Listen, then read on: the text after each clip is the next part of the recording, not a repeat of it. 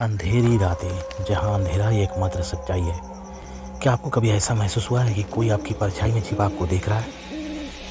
क्या आपने रात के सन्नाटे में किसी अनजानी आहट को सुना है? तो स्वागत है आपका अंधेरी रातें में। हर कहानी डर के नए आयाम खोलती है, जहाँ प्रेतात्माएं, शापित स्थान और अनसुलझे रहस्य आपका इंतजार कर रहे हैं। तो अगर आप अंधेरे से डरते हैं तो सावधान रहें, क्योंकि यहाँ हर रात एक नई दहशत लेके आती है। तो अगर आप भी इस डरावनी दुनिया का हिस्सा बनना चाहते हैं तो हमारे चैनल को सब्सक्राइब करें और बेल आइकन दबाएं, ताकि कोई भी भूतिया कहानी आपसे छूट ना जाए। अब आप तैयार हैं? चलिए डर की इस दुनिया में कदम रखते हैं और कहानी को शुरू करते हैं। 1953 की ठंडी रात थी। सोवियत संघ की काली बर्फ से ढकी सीमा के नीचे एक गुप्त प्रयोगशाला में कुछ ऐसा हो रहा था जो विज्ञान और मानवीय सहनशीलता की सीमा को पार करने वाला था। यह एक नया प्रयोग चल रहा था, जिसका उद्देश्य था यह जानना कि क्या कोई इंसान बिना सोए लगातार 30 दिनों तक जीवित रह सकता है, और अगर हां, तो उसका मानसिक, शारीरिक और आत्मिक स्वरूप कैसा रहेगा। इस प्रयोग के लिए जिन 5 बंदियों को चुना गया था, वे सब आजीवन कारावास की सजा काट रहे थे। उन्हें यह सौदा दिया गया, यदि तुम इस प्रयोग में भाग लेते हो और अंत तक जीवित रहते हो तो तुम्हें रिहा कर दिया जाएगा। प्रयोग में उपयोग की जाने वाली गैस को स्टिमुलेंट एक्सटेन कहा गया। इसका दावा था कि यह इंसान को नींद से वंचित रखते हुए भी उसे मानसिक रूप से स्थिर और सतर्क बनाए रखेगी। 5 बंदियों को एक बंद, पूरी तरह से सील किए गए कांच के कमरे में रखा गया। वहां भोजन, पानी, किताबें, एक टॉयलेट और बिस्तर तो थे, लेकिन कोई खिड़की नहीं थी, कोई बाहर की रोशनी नहीं। केवल कैमरे, माइक्रोफोन और दीवारों में छिपे स्पीकर, और हां, हवा में फैली हुई वह रहस्यमयी गैस। प्रयोग का पहला दिन सामान्य था। सभी बंदी एक दूसरे से परिचित हो रहे थे, बातचीत कर रहे थे, हंसी मजाक हो रहा था। स्टिमुलेंट गैस के असर से उन्हें नींद नहीं आ रही थी, लेकिन किसी को शिकायत भी नहीं थी। दूसरे और तीसरे दिन उन्होंने किताबें पढ़नी शुरू की। कुछ ने दीवारों पर चित्र बनाने शुरू किए। गैस का असर साफ था। उनकी आंखें खुली थीं, चेहरों पर थकान नहीं, लेकिन एक बेचैनी का हल्का आभास होने लगा था। 5वें दिन तक एक बदलाव देखा गया। एक बंदी, जिसका नाम ग्रेगोर था, वह बार बार अपने कानों को छूता और कहता, क्या तुम सुन रहे हो? दीवारों में कोई बोल रहा है, कोई फुसफुसा रहा है।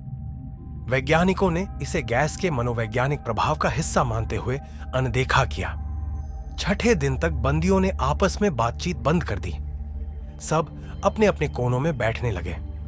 कुछ दीवारों को घूरते रहते, कुछ अपने हाथों की त्वचा को कुरेदते रहते, मानो उन्हें वहां कुछ छिपा दिख रहा हो।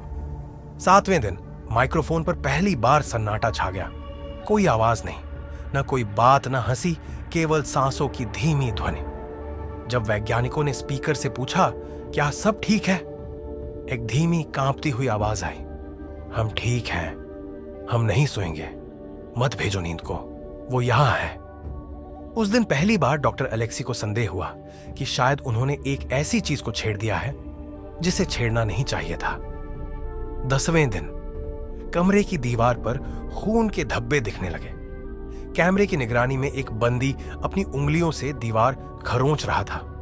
उसकी उंगलियों से खून बह रहा था, लेकिन वह मुस्कुरा रहा था।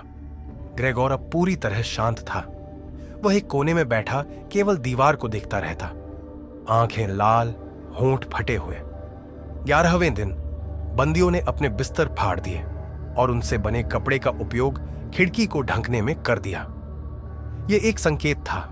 वे अब वैज्ञानिकों से छिपाना चाहते थे कि अंदर क्या हो रहा है। 13वें दिन माइक्रोफोन पर चीखें सुनाई दी। कोई जोर से चिल्ला रहा था, नींद आ रही है, मुझे बचाओ, वो मुझे खा जाएगी। फिर एकाएक सब शांत हो गया। डॉक्टर अलेक्सी और उनकी टीम अब घबरा चुकी थी। उन्होंने तय किया कि गैस की आपूर्ति बंद कर दी जाए और कमरे का दरवाजा खोला जाए। गैस बंद की गई। 5 मिनट बाद ही कमरे से अंदर से आवाज आई, कृपया गैस वापस चालू करो, हम नहीं सोना चाहते, हम मर जाएंगे। जब दरवाजा खोला गया, वैज्ञानिक स्तब्ध रह गए। कमरा खून, मांस और एक अजीब सड़ांध से भरा था। एक बंदी मर चुका था। उसके पेट की आंतें बाहर थीं और दीवार पर खून से लिखा था, नींद, मृत्यु, बाकी 4। जीवित तो थे, लेकिन उनके शरीर की चमड़ी नोची हुई, आंखें गड्ढों में ढसी हुई और नाखून टूटे हुए।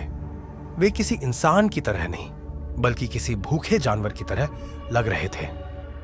वैज्ञानिकों ने उन्हें जबरन बाहर निकाला और बेहोश करने की कोशिश की, लेकिन जैसे ही एक बंदी को नींद में पहुंचाया गया, वह तड़प कर मर गया। डॉक्टरों ने तब समझा, नींद इन पर मौत की तरह असर कर रही है। उन्होंने खुद को इस स्थिति में बदल लिया था कि नींद उनके लिए मृत्यु बन चुकी थी। एक बंदी, व्लाद, अपनी अंतिम सांसों में बोला, हमने उस दुनिया को देखा है जहां सपने नहीं होते, और वहां केवल अंधकार है, केवल चीखें हैं, और नींद उन्हें खुला द्वार बना देती है। सारे बंदियों की मौत हो गई, फाइलें सील कर दी गई, प्रयोगशाला को जला दिया गया, स्टिमुलेंट X-10-3 को विफल घोषित कर दिया गया। परंतु 2025 एक यूट्यूबर डार्क डेप्थ्स उस प्रयोगशाला के खंडहर में दाखिल होता है। कैमरा झिलमिलाता है, दीवार पर आज भी खून से लिखा है, हम अब भी जाग रहे हैं। उसकी लाइव स्ट्रीम के बाद लाखों लोगों ने वह वीडियो देखा और फिर उन्हें नींद नहीं आई। 3 दिन बाद उनकी आंखें फटने लगी। चौथे दिन वे जागते हुए मरे। अंतिम शब्द, जो देख रहा है वो अब जाग रहा है और नींद से डर रहा है। मत जागो बहुत देर तक, कहीं वो तुम्हें देख ना ले।